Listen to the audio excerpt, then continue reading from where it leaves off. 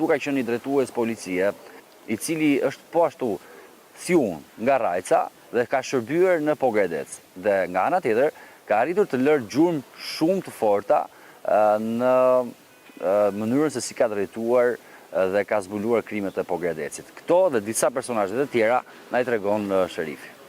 Isak Çollaku është një nga më të veçantët në rreth e Pogadecit, i ardhur nga Rajca e Librazhit nga Fisi Çollaku, një nga punonësit e policisë më të aftë profesionalisht.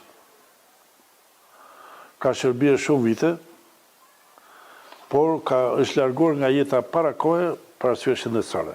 U larguar nga jeta, ka bërë jehonë në shërbimet e policisë.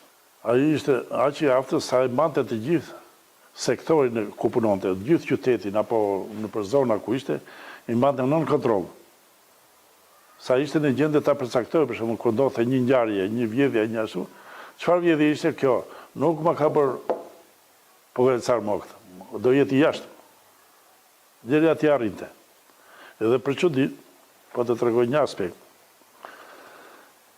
Ma ka treguar këtë një djalë këtu nga Pogadeci, që sot është në moshë madhore, po thotë losi me lekë, thotë, tip kumari, kështë, diku aty lartë në pyllin dhe me gështenja. Mua nuk më këshin thirë shokët atë ditë, tha unë prej nata dole në një kodrë, tha dhe i thres, po vjen i saku.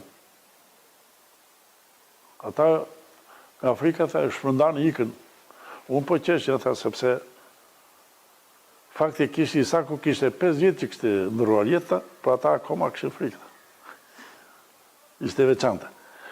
Edhe gjë e veçantë për këtë njeri, u të portua në vorezat e qytetit me makinë ushtarake dhe me të shtenë armësh. Po.